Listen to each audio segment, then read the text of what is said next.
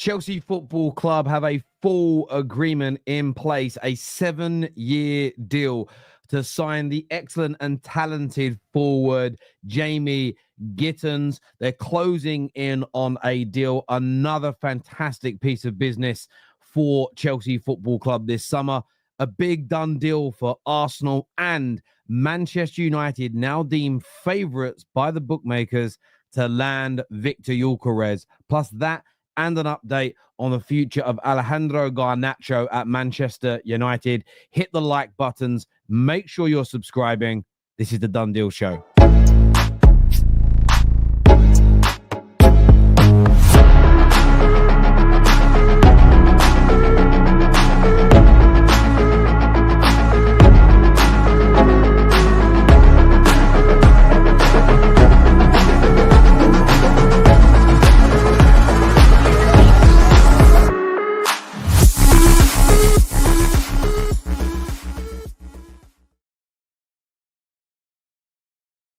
Welcome back, ladies and gentlemen. Good evening. We were going to talk a little bit about England, but I watched the game the same as all of you, and I'm not going to punish you. I'm not going to ruin your evenings by discussing that abysmal performance ever again. I can't do it. I won't do it.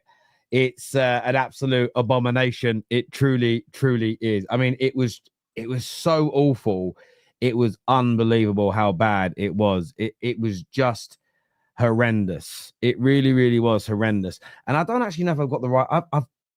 my overlays haven't updated properly, and I don't quite know how to do this. Maybe this will make it better. Bear with me a second. It should... Well, I don't know why it hasn't. It should have updated, but it hasn't. There should be a different... there should be a different... QR code in the bottom, but I'll cover that later. Not too sure why it isn't updating, and it isn't pulling through the comments either, but so we could put them up on the screen a different way. But good evening, everybody, and welcome back to the show. Sorry for a few technical issues. A done deal for Arsenal that's creating huge debate in the social media groups, a huge debate across Twitter, X, and all of that jazz. We're delving into it. We're talking Man United now being the favourites to sign Victor Gyokeres, according to the bookmakers. But I want to start this evening with the big breaking news that came around 30 minutes ago. Massive news for Chelsea Football Club, and that is to do with this young man whose details you can now see on the screen, Jamie Gittens. Now, the report, and I'm going to read this to you now, first of all, broken by the brilliant Fabrice Hawkins, fantastic journalist, really, really knows his stuff. Absolutely tip top. He certainly is. If you don't follow Fabrice Hawkins, search him now on socials and follow him. He has stated that agreement in principle now exists between Chelsea and Jamie Gittens on a 7-year contract. Negotiations ongoing between Chelsea and Dortmund. So a full agreement between the clubs, between the player and Chelsea. And this young man, this 20-year-old, could be on his way back to the United Kingdom, to English football. 12 goals last season, 3 assists. And this is that position Chelsea have been looking for, as broken, as shared exclusively on the Football Terrace on the day that he said it. Of course, it's been shared elsewhere since by Ben Jacobs, that right-footed, left-sided attacker was such an important part of the summer transfer window for Chelsea, and this is one of those big targets. Delap already through the window, Magic Mike being worked on in goal, an agreement in principle or a total agreement on personal terms now with Gittens. Now, there's been other updates as well in relation to this. David Ornstein has also now confirmed this news, and he said here that Chelsea make an official bid to sign Jamie Gittens from Borussia Dortmund. No club-to-club agreement, but talks ongoing, plus a deal in place with the England Youth International. 7-year contract. And it says here that the Dortmund winger is keen to join Chelsea, and he does also credit Fabrice Hawkins for breaking that news originally. So, look, absolutely brilliant, absolutely fantastic business. There's no doubt about that whatsoever. I'm just going to do one thing really quickly and go back to this configuration. And this might start bringing the comments back through. I don't know if it will. I just want to get the comments on the screen properly. They don't seem to be pulling through right at this moment in time. I want to be able to put them up. But anyway, 35 million is not bad. And look, it's under the market value of the player as well. So I think it is a very good contract. James says death row contract. Again, I wouldn't necessarily call it a death row contract. Yes, it's 7 years, but this is a 20-year-old player. He's going to come in on a decent salary. I'm going to hazard a guess here that this isn't an astronomical deal. This isn't a giant deal where he's going to be paid sort of 180 plus a week. It will be decent money. So if it doesn't work, there's always going to be the possibility to be able to move him on. So I wouldn't necessarily say that. I think this is an excellent piece of business. I really do. I really do think there's a lot of talent in this young man. So I've got to send a quick note to somebody.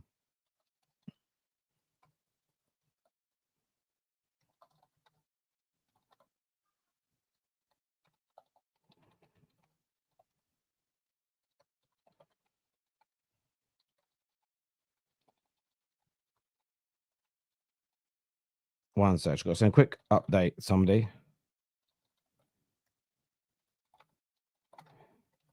Sorry, just had to send a quick note. Because we've just got a few technical issues here that I'm trying to resolve. But yes, I think he's a very talented player. And look, Jeremy Doku here says P&P merchant. There's some irony in there. There's some irony in there somewhere. I'm telling you that now. Why is nobody going for Gyokeres? There are multiple teams that have been trying to sign in this summer. That's a lie. But there we go. Dortmund fans even saying Gittens is not even good. Well, look, Dortmund fans can have that opinion. They're entitled to it. I've watched the young lad play. I think there's so much talent there. I think he could be a phenomenal piece of business. Now, what I'm not going to say is that Chelsea have bought the best winger in the world. What I'm not going to say is that Chelsea have bought a player that is going to come in and be the best attacking player in the Premier League. I don't think he's going to come in and do what Mo Salah did year one. There is still a lot of development of this young man. There is still a lot of rawness to his game. But the Premier League has become such a physical league, such a fast league, a league that where you need players are not scared to attack fullbacks. And Chelsea last season had Jadon Sancho, who is a hugely technical player, but he just didn't on a regular enough basis attack his fullback. And that was a major problem. And for me, Gittens is the opposite to that. Gittens is the type of individual that he could lose the first duel, second duel, third duel, fifth duel. Could lose 5, 6, 7 take-on attempts on the bounce. But I then believe what he would do is continue going again and again and again and get himself over that line, create those big opportunities and chances. Now, the only question mark I would put over the attacking recruitment for Chelsea is the age profile, because I think when we were talking to Chelsea fans in the last couple of months, the general word was Chelsea needs some experience.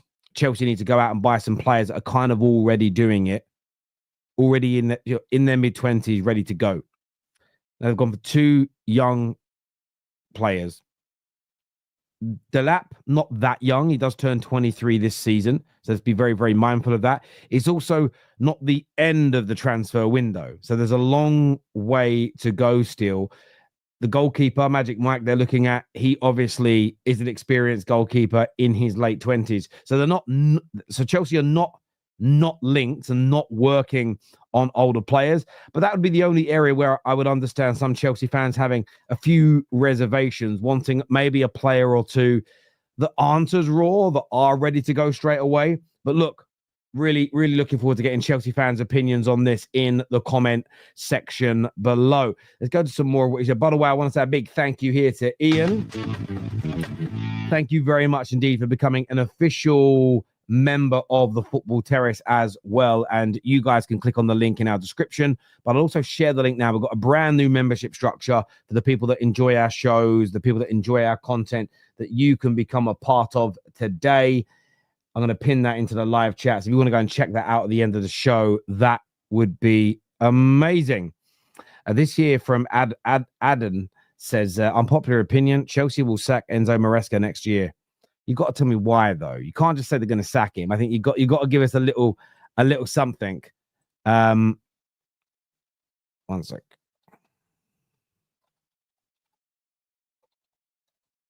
One sec.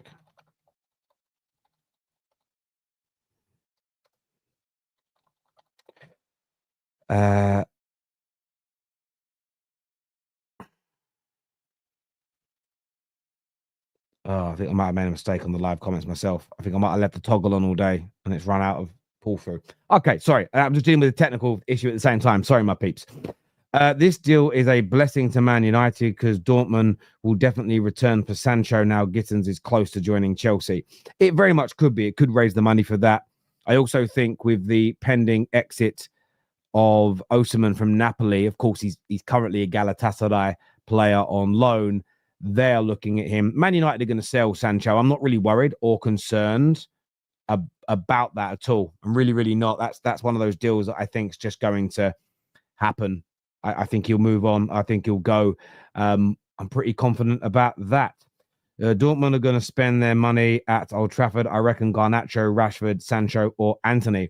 Well, that brings up one of the other talking points today, which I think was a very interesting update indeed from Fabrizio today. And that was surrounding the future of Alejandro Garnacho, because he stated, I want to read it out here for you, that Garnacho will leave Man United this summer. He says, confirmed on both the player and the club side. And this is sort of so unequivocal. This is so direct. This is so just out there. And it's very much, he will leave. He will go. Staying in the Premier League is a serious option with 3 clubs interested, as well as Leverkusen and Italian clubs. So no direct links of Garnacho yet to Dortmund, but I wouldn't be surprised if they showed themselves. I think he'd be an excellent player in the German league. I do. We know that Chelsea have shown an interest in him in the past, so it will be intriguing. It will be one sec, peeps.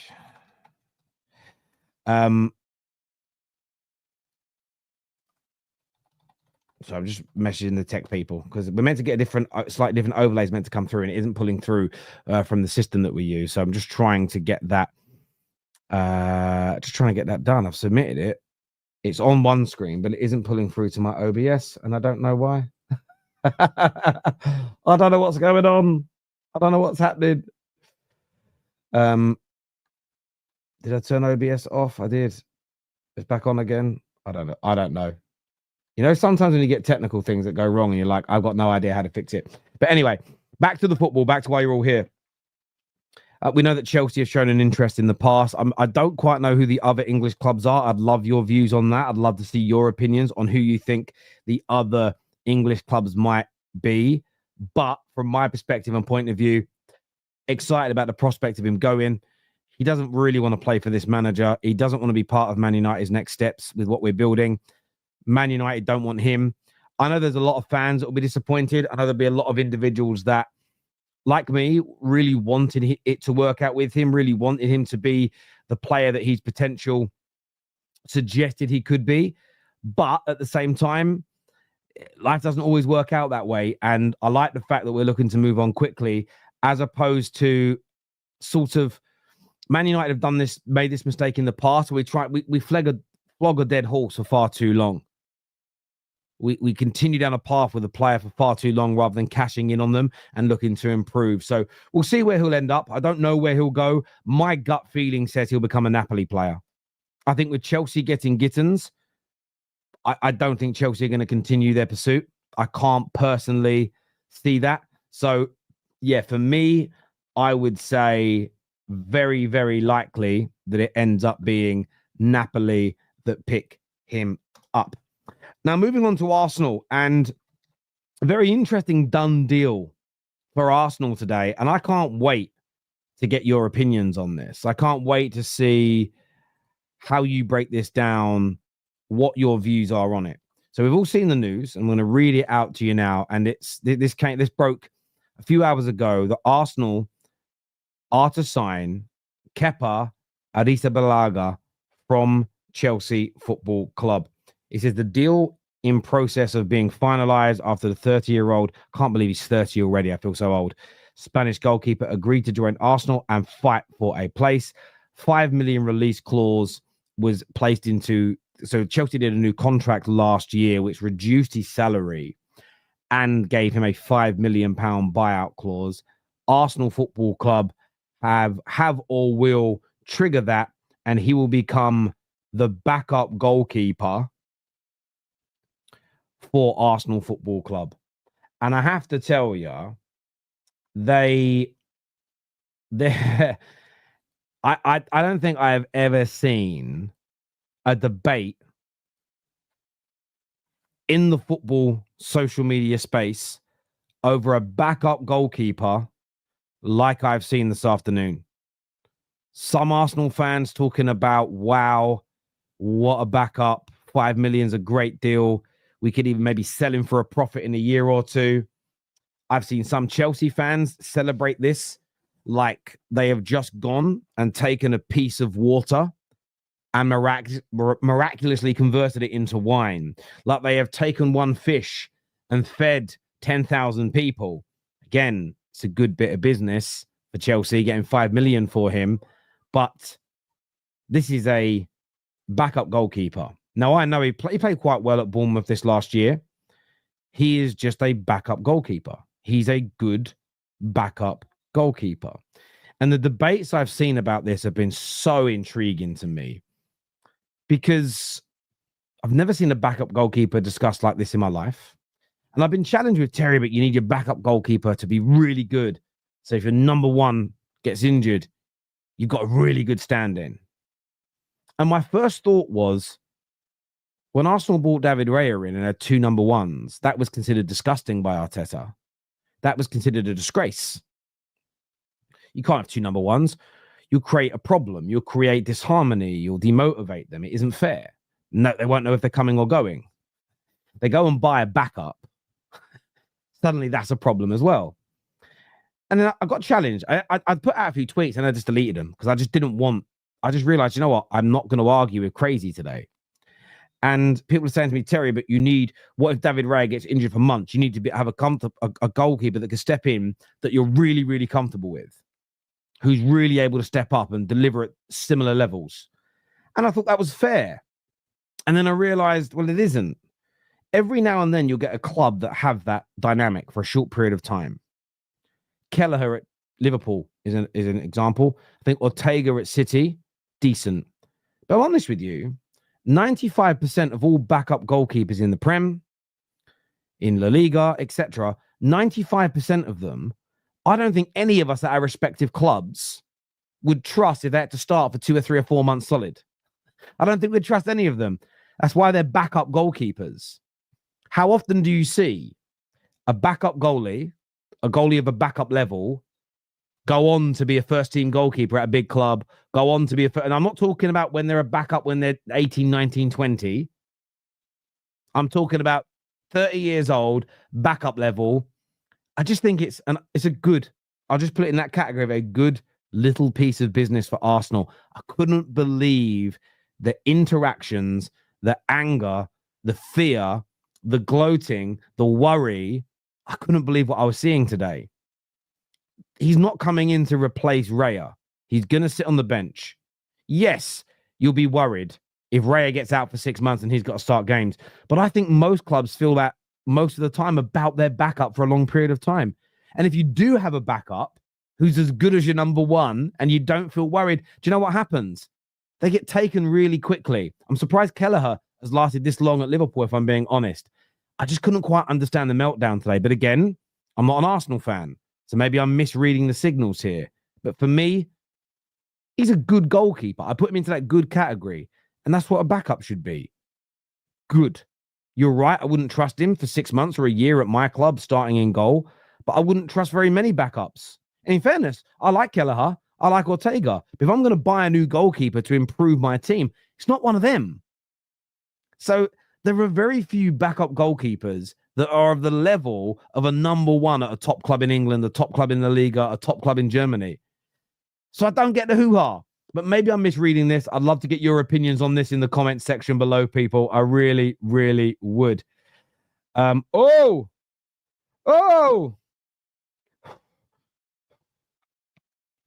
Is that true? Is what I'm reading true? Is what I'm reading true? What have I got? I need a bag. I haven't got a bag. I need a bag to breathe in. Is it true? It better be. Oh, no, you're making it up. Oh, it's not on his Twitter. I'm gutted now. Where's this come from?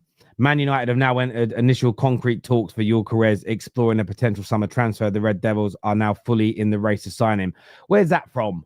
He hasn't just tweeted that. I've gone to his Twitter page. That's made me sad. I thought I was going to read something really exciting then. Ah, you've done me. You've done me, legal spray. You've done me, me old mate. You've done me. Ah. Richard here says Terry is a waffler. That's normally code for you've made a good point and I don't really have a comeback. Trevor here says 5 million for a backup keeper, no brainer. And when Arteta serves a touchline ban, Kepa is also a good backup manager. I just think it's an okay bit of business. He's a backup. And it's, I mean, just who are the backup goalkeepers in the Prem that are better than Kepa as a goalie? Like, genuinely, who are the backups? Name me 5 backup goalkeepers that you genuinely think are better than Kepa. I'd love to know who you think they are. How often do I use my spare car keys? Regular, brother. My kids always move my keys around and I've got to get out of the house, so I just go to where the spare is. I've got like one of these boxes. I'm not telling you where in my house I keep it, but it's like a Faraday box, I think they call it, so that no signals can be picked up, where you can like clone the key. And I have to go and grab it from the spare key from there because my kids they hide my keys a lot. They're annoying. Yeah, Kelleher is great. Look, Martinez ain't a backup. Listen, by the way, I don't actually think like Robert Sanchez is that much better than a Kepa. I think he's better, but I wouldn't say he's that much better than a Kepa. And I don't think you could ever I don't think you could buy Robert Sanchez now in his career and make him a backup. I don't think he's at that point. The way goalies normally work is this: backups are either average goalkeepers or young. The third choice goalkeepers typically can either be your youngsters or their ex-number 1 goalies that are at the end of their careers. But the backups typically are those guys that are second string. And then when they move clubs, they normally move clubs to remain second string. So I just don't get the hullabaloo. I don't get it. Having Kepa as a backup is good. On his day, he can put in a performance, good business, and a bargain buy. Romero was an amazing backup. And that is an anomaly. Prior to that at Man United, we had Van der Haals, we had Tim Carrolls, Roy Carrolls. You know, we had a Thomas Vorcek. These just guys were average goalkeepers. It's so normal.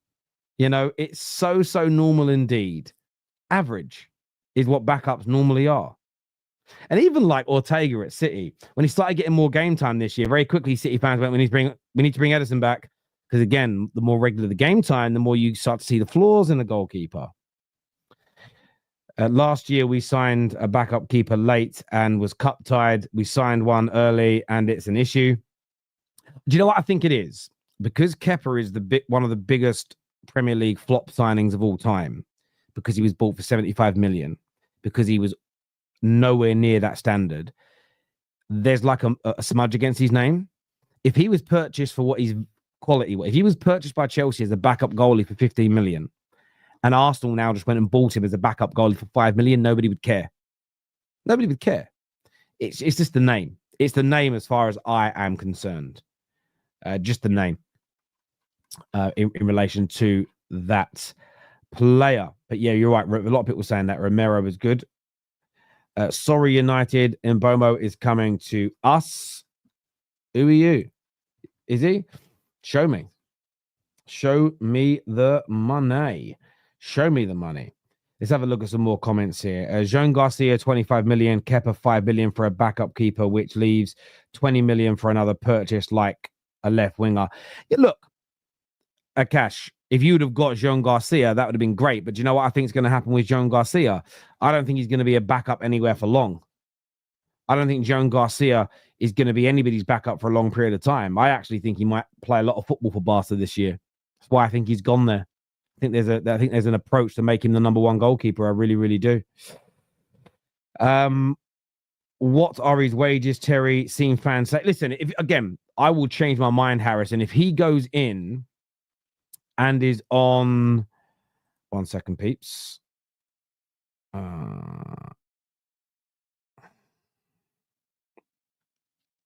Yeah, I think it is. I'm going to try something really quickly, people. It's going to mess up what the stream looks like for a few minutes. So bear with me, right? I'm going to refresh my OBS, right? It's going to turn off, but don't worry, I'm still here. I'm just going to redo my OBS and see if that updates anything that I need. Just bear with me, peeps. I'm still here. Don't you worry. Yeah, it did. There we go. We've got the update on the QR code on the screen now. It's my fault. I didn't shut it down before reopening it. So that's why it wasn't pulling through or working. But no, look, if he's on 150 grand a week as a backup goalkeeper, I'll condemn the deal. That will be an horrendous piece of business to pay a backup goalkeeper that kind of money. There is no defending that.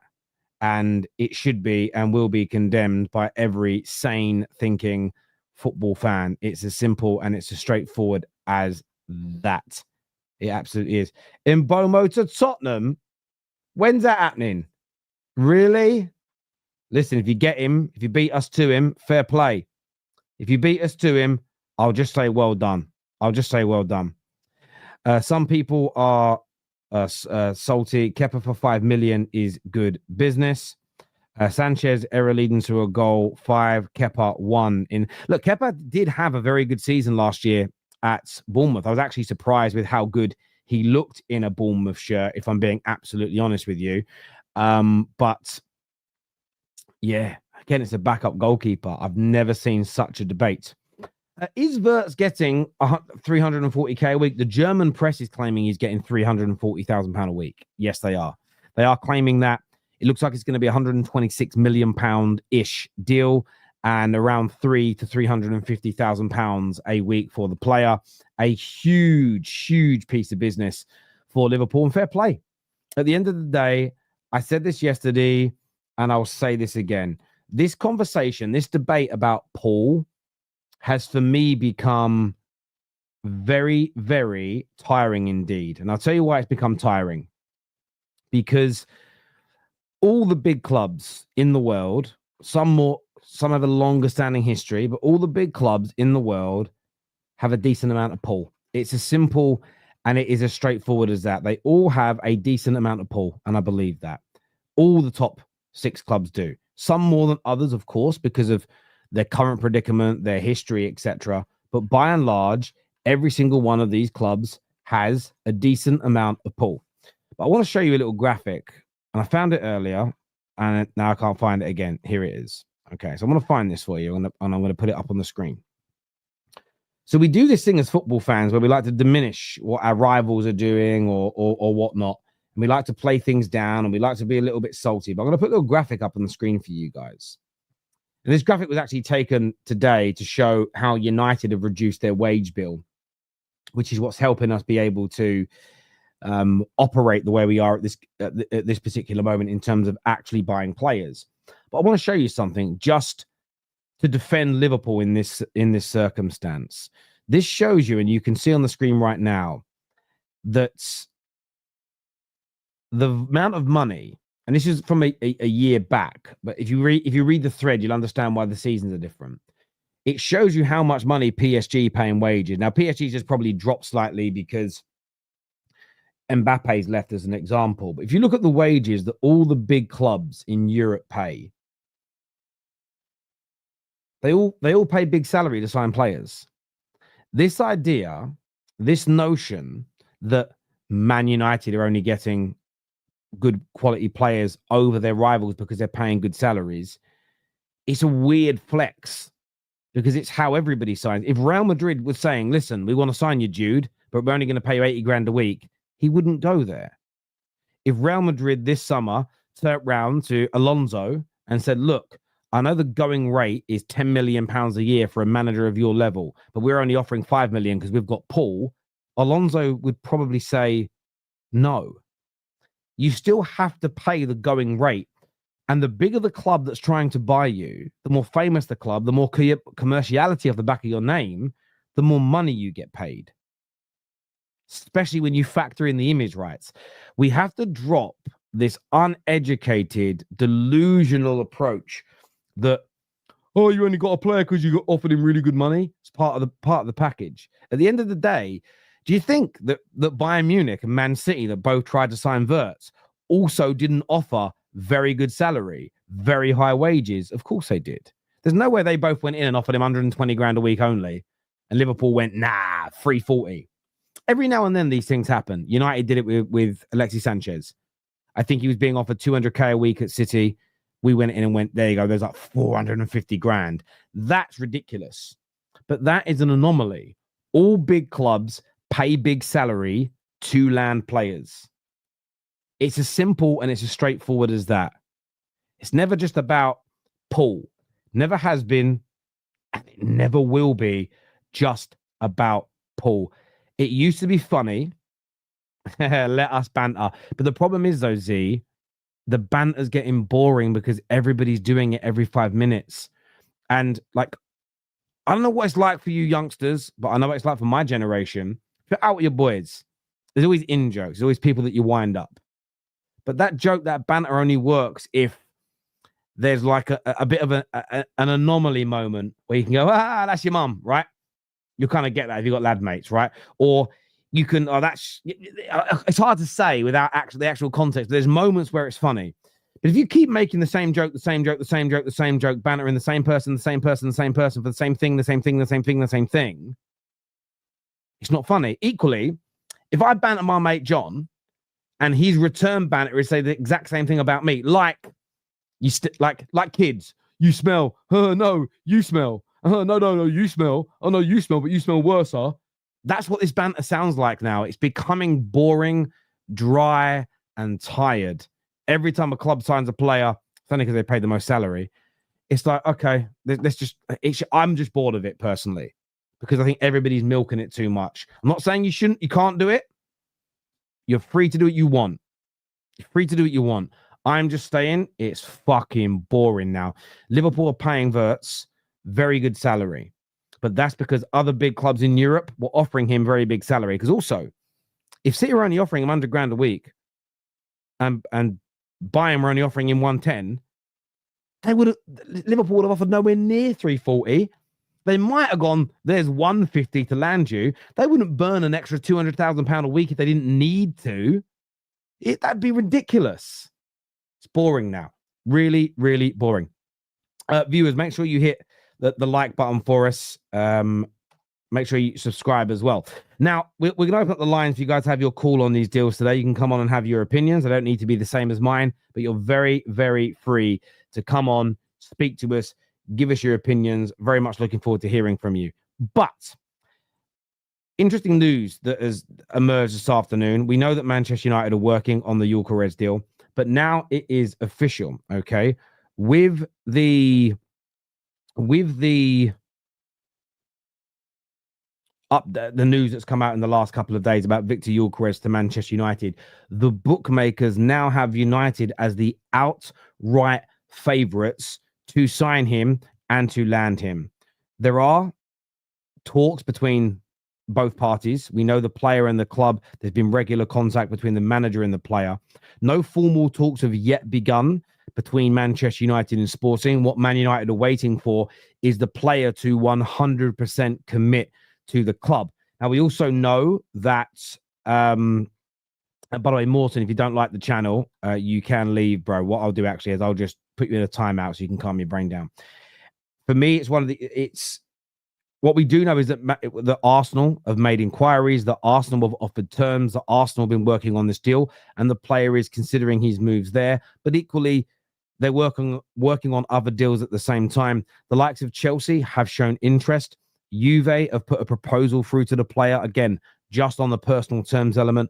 No one has had direct contact yet with Sporting Lisbon. There is some outside interest that hasn't formalized at this point from the PSGs and the Real Madrids. But Man United have been pushing hard, especially since being rejected by Liam Delap.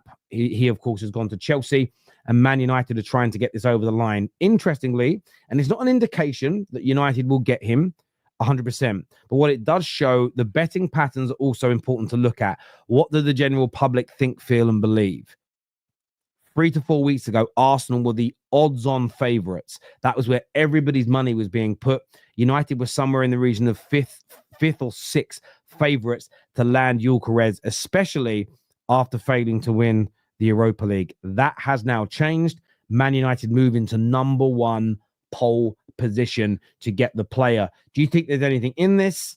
Do you think this is just, there's a nonsense to it? It's still going to be another club that gets him. What's your opinions? What's your thoughts? What's your feelings on this now? I want to hear from you in the comments section below, please, people. I do. Mike here says, are you scared of Liverpool entering the race for Gyokeres? Of course I am. 110%. 110% I'm worried about that. Why? Because Liverpool are in an amazing position.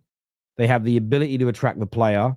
They've got the money, clearly, to get a deal like that over the line. And Liverpool would be a very, very hard team to beat to his signature. By the way, I think the same with Arsenal. I think the same with PSG. Any of these teams come in for him and offer him the same terms that we have, or similar, probably maybe even slightly less, and really make that play for him, I'm worried.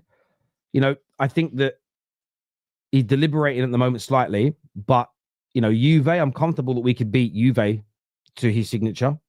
We might not, but I'm comfortable that we could.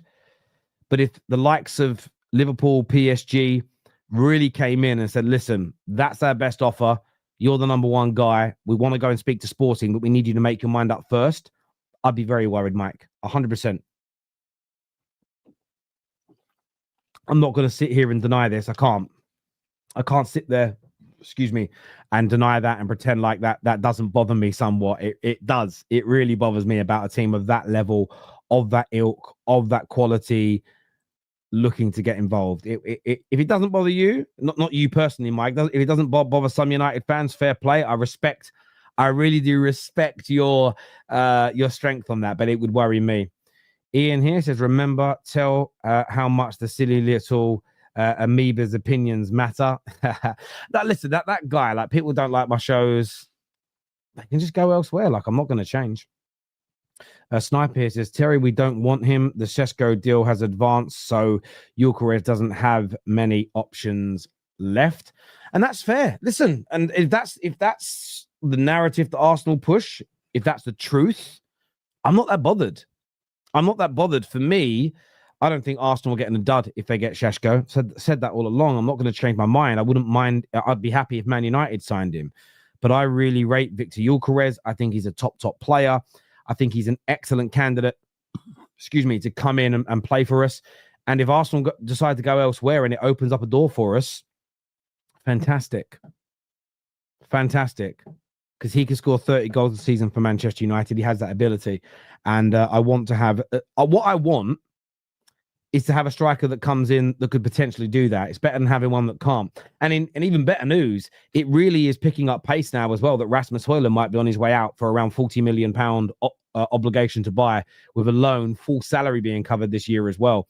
And if Man United can pull that off at the same time as bringing in a player of the level and quality of Gyokeres, I'm just a happy man. I won't even be worried for a moment about what everybody else is doing. When you're at a restaurant, I'm not looking at everybody else's plates. I'm excited about what I ordered, and I'm focusing on eating my food. I'm not really someone who stands there staring enviously at what everybody else has all the time. There are moments where you've got to study other people and look at what they're doing and think, okay, I'll try that. But for me, Gyokeres would be more, that would quench my thirst from a 9 perspective, 110%. Why Gittens and not Cherky? Why Ekitike and not Gyokeres? These questions don't let us sleep at night. It's not even a matter of money. What do you put it down to then? As a Chelsea fan, when you see these deals being done in this way, what do you put it down to? Because you sound in that comment like you're worried about it. So I'm making a note of that. You sound like you're worried. Am I wrong? Let me know. Now, I'm going to share the link. If you guys want to phone in, if you guys want to have your say on the show, it'd be great to hear from you. I'm going to post the link now.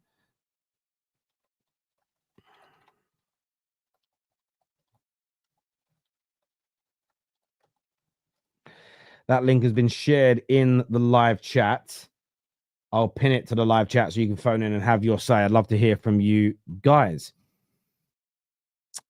It's not set in stone. Sesko, this is the transfer market. No, you're 100% right. I mean, do you know why it's also not set in stone? And it's why Arsenal have got more than one player on the go. There's links that Liverpool want Sesko. And again, if Liverpool and Arsenal both promise him a starting berth, both offer him similar wages, both offer him similar packages, let's not pretend like Liverpool couldn't sign him. Let's not pretend like Liverpool couldn't turn his head. Of course they could. But then if that happens, Arsenal might go, right, we'll go for our number 2 target because we've done a lot of work on him already. We've got personal terms agreed in principle. Bang, Gyokeres, you're our guy.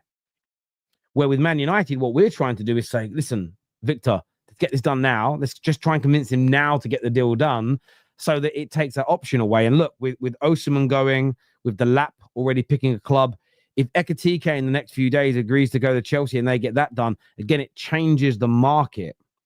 Every time one of these strikers is snapped up, it puts more pressure on the next club who are looking at these players. And for me, that's the fun nature of the transfer window. It's why I love it. It's why I absolutely love it. Cherky is a lefty. We need a righty off the left. Do you know what? When he first said he's a lefty, I was like, I don't want to do politics here. I thought we were going to get into a political conversation, and I'm not about that. I leave my politics to my private life.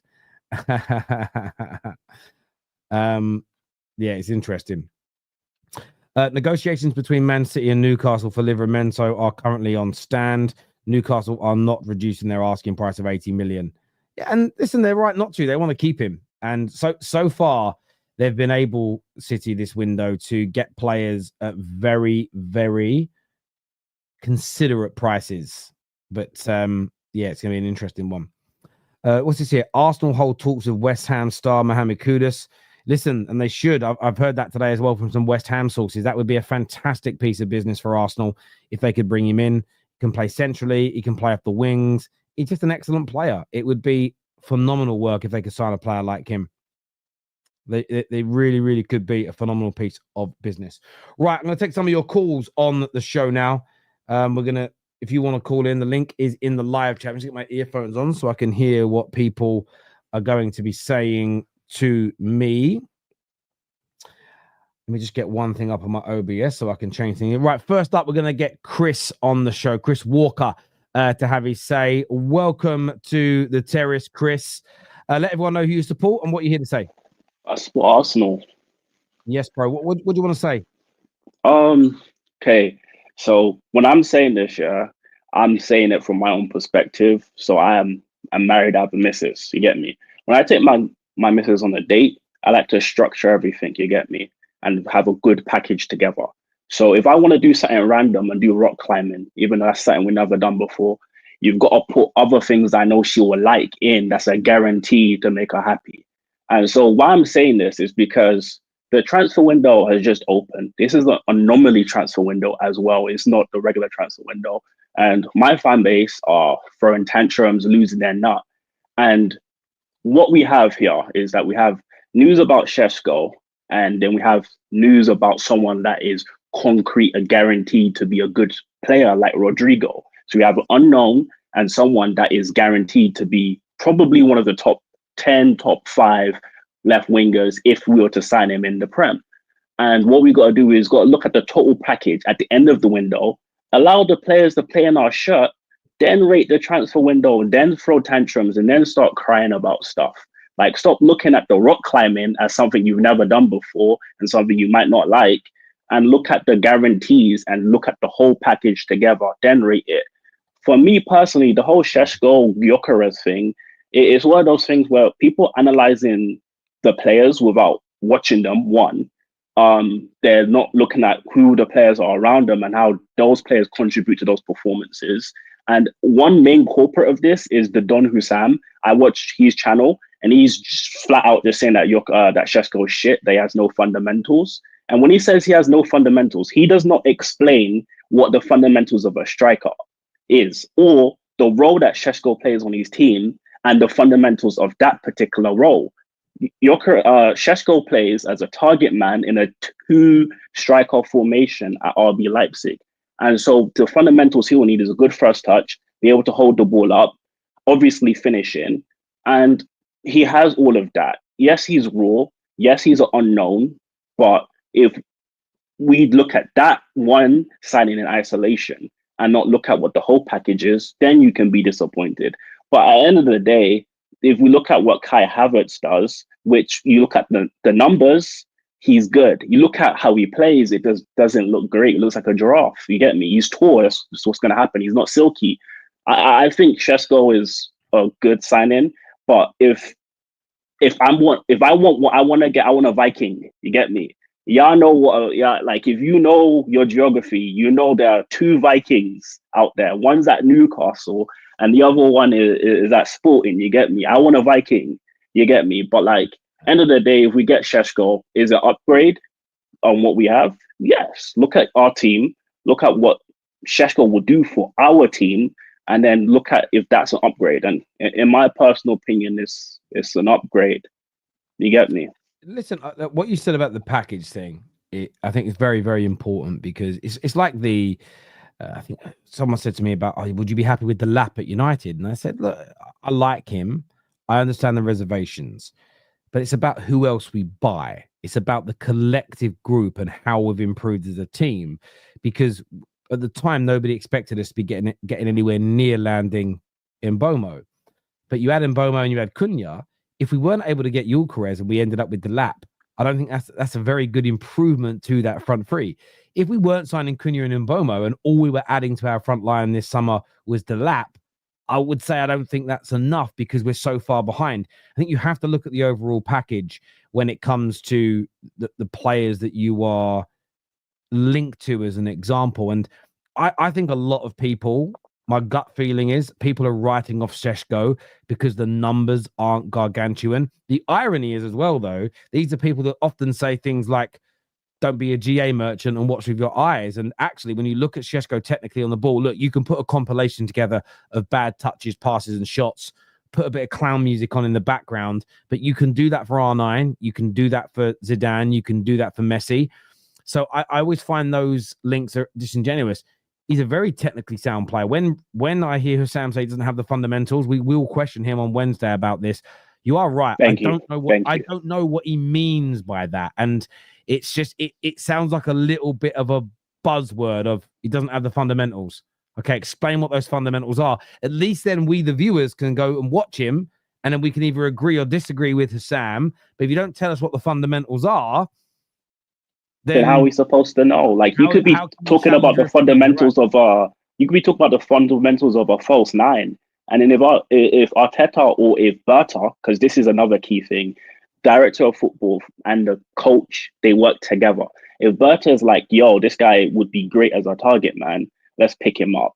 But Gyokeres is not a target man. He's going to be a complete forward or whatever all these, I don't know what these tactical words mean, but whatever they're thinking, right, in terms of what they want them to do, right?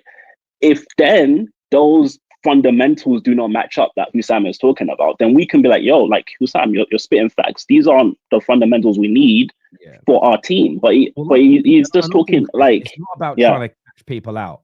And I know a lot of people hate being clipped, so they get funny when you ask them questions. Hussam won't. But we're not asking to catch you out. We're asking so we can go and check to see whether we are wrong. And to get some understanding, like, for example, when people say to me, like, oh, my man ain't technical, I'm sometimes looking at him and thinking, okay, well, me and you must disagree on what technical means. But me and Lee Gunner had this debate on the show. I don't see, if you're a good finisher, I think you're a good goal scorer. I just look at them two things as one. I don't think you can be a good finisher who scores 1 in 25 shots. I don't think you're a good finisher or a good goal scorer. And he was like, no, I think finishing and goal scoring are different. We couldn't do this on camera because we couldn't show the shots, but we went for a compilation of brilliant Bergkamp goals, and then we went for a compilation of Ronaldo goals. And he may not agree that we came to a consensus, but I saw it is most of the goals that Bergkamp scored, we went, wow, great goal. It was actually the touch and the skills before the shot that were brilliant, not so much the finish. Where with Ronaldo, more often it was the actual finish that was the better part of the move. So again, I stood by it and said, I do think Bergkamp I would call him technically a better football player than Ronaldo, but not a better goal scorer or not a better finisher. But again, it was what me and Lee discovered is that we had a distinction. When I was saying finishing, I'm thinking purely about that shot, the strike and the shot, where he was thinking about the goal in its entirety. And that's why it's important to have conversations. Don't always try to act like people are trying to catch you out, because football is about opinions and it is about perspectives. But if you're not willing to open up, have a conversation about what you mean by something, people may just think you're wrong even when you're right. But Chris, great call, my friend. Thank you for coming on, having your say, brother. Thank you. Up next, thank you, mate. Up next on the show, we have Iamran. Iamran, what you saying, bro? Hi, can you hear me? I can hear you, bro. Who do you support? So I'm a Chelsea fan. Just wanted to say that I like the Gittens signing. And I think Chelsea fans just need to relax a bit with with like worrying about the fact that he's a child, right?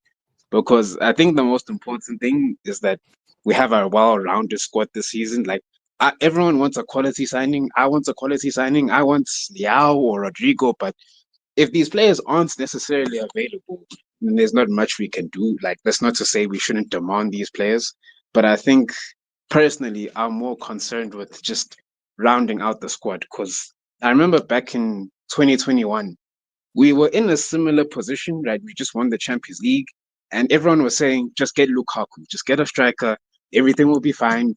You know, we have a bunch of holes in the squad, but no, just get a striker and you'll score 20 goals and win everything. It didn't work out, right? But what happened is the following season, the entire team just fell apart because we did not fix the holes from the previous season.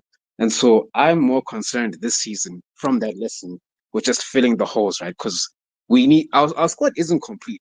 If we just spend all our money on, like, let's say we bought Osimhen, gave him 600K a week, and then he flops, we're not going to have any money left over to fix the holes. And then we're going to have more holes from the new problems that have come from the season. So if we just get Gittens and Maignan and a centre back, a midfielder, and a striker, if we just get the players that we need to fit the profiles, I think we'll be okay. I don't think Chelsea fans should be worrying so much about the fact that he is young and a child. Like, yes, we want more, but we need to plug holes more first before we worry about quality. Listen, I hear that a lot. I really hear that. Listen, Iamran, thank you for calling in, mate. I appreciate it, brother. Thank you very much indeed. We're talking to Troy next on the show. Troy, it looks like an Arsenal shirt. I assume you're a Gooner. Yeah. What are you here to say, mate? Well, I'm quite happy with the Kepa signing. He would be a decent backup, I think, for his experience and whatnot. But I'm a bit annoyed with the Sesko signing. I don't know. I just feel like he's a big risk. Like we've seen Werner come in for the Premier League from Bundesliga, fail. I just feel like we could do better with like a Watkins signing. I think he would be really good at Arsenal. He's an Arsenal fan. He loves Arsenal, and yeah, I just thought that could be a sign that we could look at. But obviously, there's no talks about that. Yeah, I mean, what is it that you don't? When you say it's a risk about Sesko, what specifically are you concerned about? I just think, well, he just seems very much like a Havertz signing. He's very, very tall. That obviously puts it into like, well, he would do very well for Arsenal for his height. But like, I don't really know why. I just have a bit of a fear of going in and buying that he's quite expensive as well. And definitely Gyokeres is cheaper and he's more clinical. He's scored a lot more goals last season. But yeah, I just feel like Watkins would also be a better option as well, just because of the Premier League proven. Listen, it's fair. It's fair to have a gut feeling about things and not be too sure about players. As an example, I totally understand that. I do think you're right in the sense of I think Gyokeres would be a better deal for you. I am surprised with all the reports that you can get him, that you're going in a slightly different direction. If you end up doing that, I mean, there have been smoke screens that have been done before, but we will see. Troy, thank you for coming on, mate. I appreciate it massively. Thank you, bro. Thank you, buddy. Thank you. Carlton is on the show next. Hello, brother. Can you hear me? I can, mate. Who do you support? United till I die. Top man, what are you here to say tonight? Thank you for having me on. I want to talk about Bruno in the number 8. Yeah. Right. If with other fans, they say, "Oh, Bruno can play there if he has the people around him." And then when we get the signings in, still Bruno can't play there. He can't play. He can't be the person that puts the balls in behind to Ahmad. He can't. Like, Bruno is so important to this club, and he will be. I love Bruno, and I just don't get the toxic United fans that say we want Bruno out, and then I just don't get it, mate. To be honest with you, Look, do you know what it is for me? All players have flaws. Players' flaws are more highlighted when the team struggles. But for some Man United fans, what it really boils down to, if they were going to be honest, is they preferred other players over him, like Donny van der Beek. Yeah, but like I was watching him like at Portugal. Like he's the playmaker. He can play that role. Like, we'll see next season. I agree. I agree with you. I think he can to a certain degree. I also believe that what you're witnessing, though, your question about Man United fans and what you're witnessing is people that have consistently written Bruno off and he's proven them wrong. Yeah, but it's like, let's just say, Terry, but it was like when we lost to Spurs in the Europa League final, if we said to every Manchester United fan right now, when we lost on that day, the next day, we turned around and said, we're going to get Cunha, we're going to get Mbumo, and then we're might have a chance of getting Gyokeres. We'd all be running around our living rooms. So I totally get it. But this is the point I was trying to allude to, and it's very much that people have been writing Bruno off for 5-6 years. They saw an opportunity that he would go, so they could just finally not have to face the fact they were wrong, because he'd be out of the Man United shirt, and it hasn't happened. So what you're seeing is just a kickback. Now, for me, I was open to him leaving if we brought in replacements with that money that made us a better overall team. So I'm not against Bruno leaving. There is certainly a percentage of Man United fans that Bruno has proven wrong again and again and again. And their biggest reason for wanting him out is a very narcissistic one. It's the toxic ones I'm talking about. It's so they don't have to face their own, so that they don't have to face up to their incorrect opinions and being bantered essentially for the stupid things they said about him. But Carlton, thank you, mate, for calling in. I appreciate it, buddy. We'll chat again soon. Ugo is on the show with us now. What are you saying, mate? Yeah. Thanks for having me on. Gittens, this is just kids upon kids upon kids upon kids. Are you a Chelsea fan? Sorry. Yeah, I'm a Chelsea fan. Yeah. It's just, for me, what I talk about signing Victor Osimhen, for instance, is every man and his dog has known for three years now at least that Chelsea has been in need of a striker, an experienced striker. I don't have any problems so much with Delap. For me, is if you get the Victor Osimhen and Gyokeres in addition to Liam Delap, then brilliant, because you have someone that can come in groggy, wake up from sleep, get 25 goals a season. And then Delap can, be bedded in easily, phase into play. Who knows? Real Madrid can come in 2 years down the line, sign a Victor Osimhen, and Delap then is ready to go. So I would have been fine with it that way, because he's still raw, and a lot of Chelsea fans are ignoring that fact. So you have the ups and downs. And when a Clearly Capital signs a Delap, that means they're telling you this: we're writing off this season. That's what it means. We know he's young. He's going to have ups and downs. He's going to be flawed. He's learning his trade still. So we are writing off this season. So Chelsea fans, are we ready to accept another season where we're not really competing for the Premier League? Because what people don't get is this: yes, he scored 12 goals. The good side of it is you scored 12 goals for a less fancy side in Ipswich Town. Yeah, you scored 12 goals. So for Chelsea, you're hoping you can double it and get 24 goals in the season. That's fair. But when you're playing for Ipswich, right, you're not marked the same way. You have more space running behind. So when you come to Chelsea, you have to deal with that. You have to be ready for being more tightly marked, because if a Liverpool is playing, let's say a Sunderland that just got promoted, I'm not saying they get complacent, but you're kind of fairly confident. Oh yeah, we're going to beat these guys anyway. So you don't take them as seriously as you would take a Chelsea, a Man United, and Arsenal. So is Delap really, really ready to come in and be that guy immediately from day one? And then for Gittens, is he really much better than Madueke? Like, is he really? Because if Madueke goes to the Bundesliga, where every team plays with a ridiculous high line, high octane football, and the ball is pointing to the wingers really quickly, so is he really better than Madueke at the moment?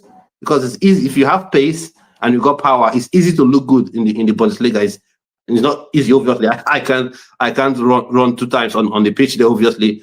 But it's easy for a winger. You got power, you got pace. It's easy for you to do. But when you come to the Premier League, and when you want to play this sexy football, passing the ball, less fancy teams will say, you want to play that? Fine, we're going to lay into you.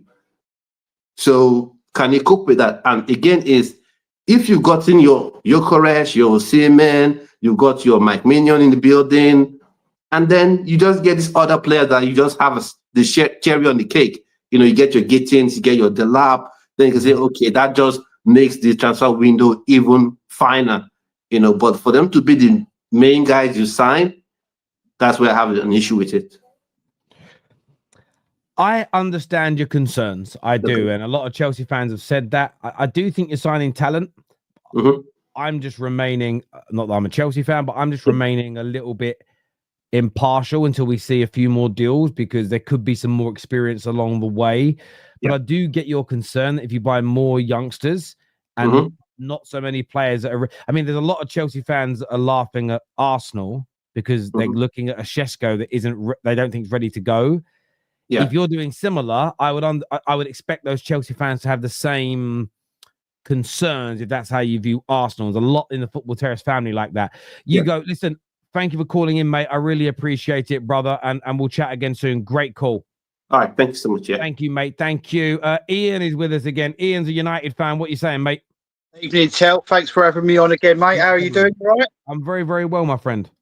Good, mate. Good. Can I just quickly say something? It was a few callers back now. It was you were talking about the people setting parameters. I can't. Do you know what parameters are? They're people who like to have an argument with themselves in the mirror, because they just set them, and it's just all based around proving their point, but they won't listen to your point. So I totally agree with you.